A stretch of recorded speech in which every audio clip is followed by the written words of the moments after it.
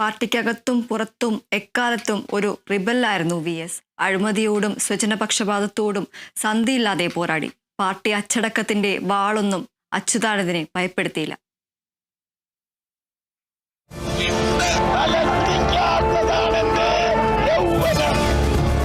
ആയിരത്തി 1964 കമ്മ്യൂണിസ്റ്റ് പാർട്ടിയുടെ നാഷണൽ കൗൺസിലിൽ നിന്ന് 32 നേതാക്കൾ ഇറങ്ങിപ്പോന്ന് CPIM രൂപീകൃതമാകുന്നതിന് മുമ്പും പാർട്ടി നിലപാട് തള്ളി നടപടി നേരിട്ടയാളാണ് അച്യുതാനന്ദൻ.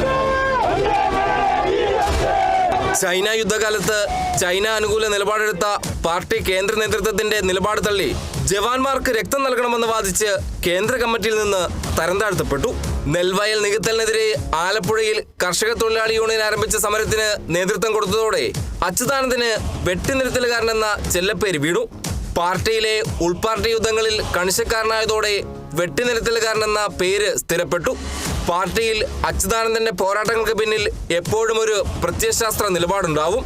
കോഴിക്കോട് സമ്മേളനത്തിൽ അച്യുതാനന്ദനെ പാർട്ടി സെക്രട്ടറി സ്ഥാനത്ത് നിന്ന് മാറ്റിയതോടെയാണ് കേരള പാർട്ടിയിൽ വിഭാഗീയതയ്ക്ക് തുടക്കമായത്.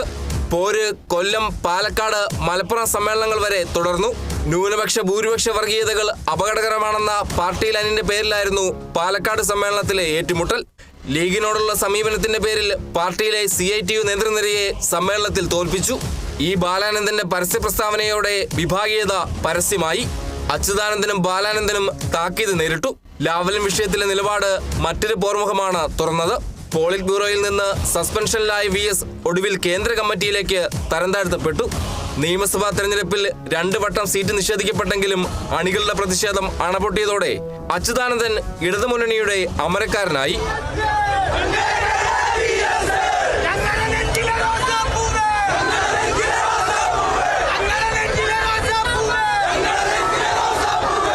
ഒരു വട്ടം മുഖ്യമന്ത്രിയായി.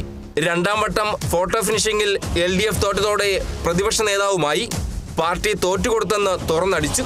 ആലപ്പുഴ സമ്മേളനത്തിൽ വേദിയിലിരുത്തിയുള്ള വിമർശനം അതിരുകടന്നപ്പോൾ അച്യുതാനന്ദൻ ഇറങ്ങിപ്പോയി. പക്ഷേ സമാപന സമ്മേളനത്തിനെത്തി. പാർട്ടിയുടെ എതിർപ്പ് വകവയ്ക്കാതെ TP ചന്ദ്രശേഖരന്റെ ഭാര്യ രമയെ ചേർത്ത് പിടിക്കാനും അച്യുതാനന്ദൻ മടിച്ചില്ല. വൈരനിര്യാതനം വ്രതമാക്കിയവനെന്നും പരാജയം ഭക്ഷിക്കുന്നവനെന്നും VSനെ കുറിച്ച് വിലയിരുത്തലുകൾ ഉണ്ടായി. EMSന് ശേഷം പാർട്ടിയിലെ ക്രൗഡ് പുള്ളറായിരുന്നു അച്യുതാനന്ദൻ. മെരിങ്ങാത്ത ധിക്കാരിയെ മെരിക്കാൻ ശ്രമിച്ചപ്പോഴൊക്കെയും പാർട്ടി ജനരോഷത്തിന്റെ ചൂടറിഞ്ഞു.